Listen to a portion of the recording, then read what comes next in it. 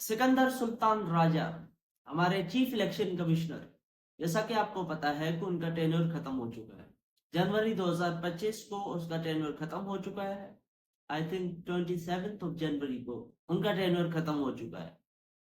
अब next chief election commissioner appoint होना है, तो उसका क्या प्रोसीजर है, कौन अपॉइंट हो सकता है, कौन अपॉइंट करेगा, क्या प्रोसीजर है, उसको इस वीडियो में डिस्कस करते हैं। सबसे पहले तो हम डिस्कस करते हैं कि कौन चीफ इलेक्शन कमिश्नर बन सकता है।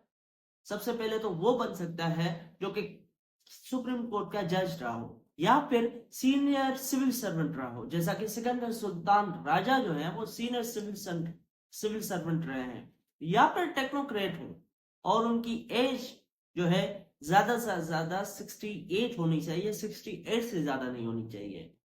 अब यहाँ पे मैंने वर्ड यूज किया है कि सीनियर सिविल सर्वेंट। अब सीनियर सिविल सर्वेंट का मतलब ये है कि वो सिविल सर्वेंट एटलीस्ट जिन्होंने 20 इयर्स का सर्विस दिया है और 22 ग्रेड में रिटायर हुए हैं।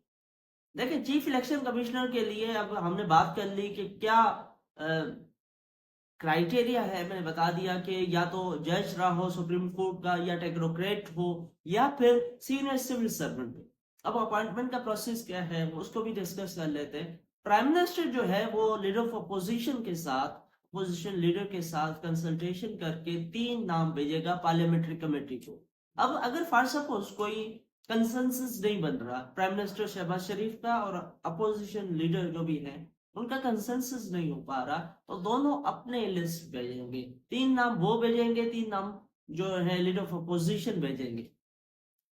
अब जो प्राइम मिनिस्टर है वो कौन होता है, वो लीडर ऑफ हाउस होता है, और leader of opposition opposition leader होता है। तो दोनों जो है अपने 3-3 नाम भेजेंगे। किसको? पार्लियामेंट्री कमेटी को। अब पार्लियामेंट्री कमेटी क्या है? पार्लियामेंट्री कमेटी में एग्जैक्ट नंबर ऑफ पार्लियामेंटेरियंस होंगे from the senate and from the national assembly. अब पार्लियामेंट्री कमेटी कौन बनाएगा? पार्लियामेंट्री कमेटी जो है स्पीकर बनाएगा, नेशनल असेंबली का जो स्पीकर है वो बनाएगा, और उसमें 50% ट्रेजरी बेंचेस के होंगे और 50% अपोजिशन के होंगे।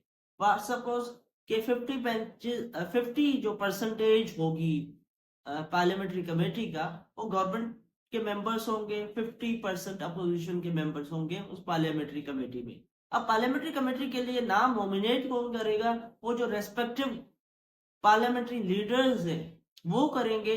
और फॉर सपोज अपोजिशन में भी बहुत सारे जो पार्टीज हैं, गवर्नमेंट में भी कोलिशन गवर्नमेंट है, तो उनकी जो रेशो है, कितने उनके मेंबर्स हैं, उस हिसाब से उनको सीटें मिलेंगी। अब पार्लियामेंट्री कमेटी के जो मेंबर्स होंगे का ज्यादा से ज्यादा जो है वो 12 हो सकते हैं। अब 12 में से 1/3 जो है वो सेनेट के होंगे, सेनेट पे से होंगे, मतलब कि सेनेटर्स होंगे।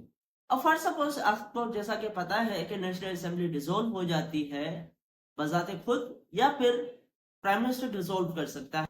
तो फिर जो अगर नेशनल असेंबली डिसॉल्व है, तो फिर जो टोटल मेंबरशिप होगी इस कमेटी की वो सेनेट से होगी, सारे सेनेटर्स होंगे।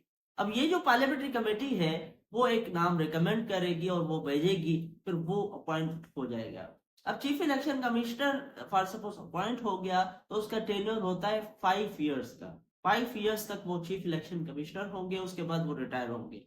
अब फॉर सपोज अगर वो रिटायरमेंट की एज आ गई है, तो क्या वो नेक्स्ट चीफ इलेक्शन कमिश्नर जब तक नहीं आते वो ऑफिस में रहेंगे या नहीं रहेंगे? ऐसी प्रोविजन कोई कॉन्स्टिट्यूशन में पहले मौजूद नहीं थी, लेकिन 26वीं आईनी तरमीम के थ्रू ये प्रोविजन डाली गई है।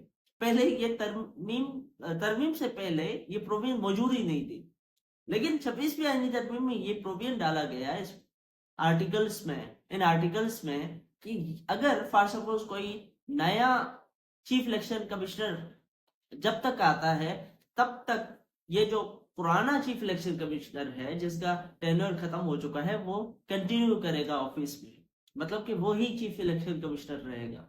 लेकिन कॉन्स्टिट्यूशन का एक प्रोविजन ये भी कहता है कि 45 डेज के अंदर अंदर, सपोज एक का टेन्योर खत्म हो चुका है, सिकंदर सुल्तान राजा का टेन्योर खत्म हो चुका है, तो 45 डेज के अंदर अंदर आपने चीफ इलेक्शन कमिश्नर को अपॉइंट करना है। अब चीफ इलेक्शन कमिश्नर जब अपॉइंट हो जाते हैं तो फिर वो ओथ लेते हैं, और वो ओथ लेते हैं before the chief justice of Pakistan, before the president नहीं, वो ओथ लेते हैं चीफ जस्टिस के सामने।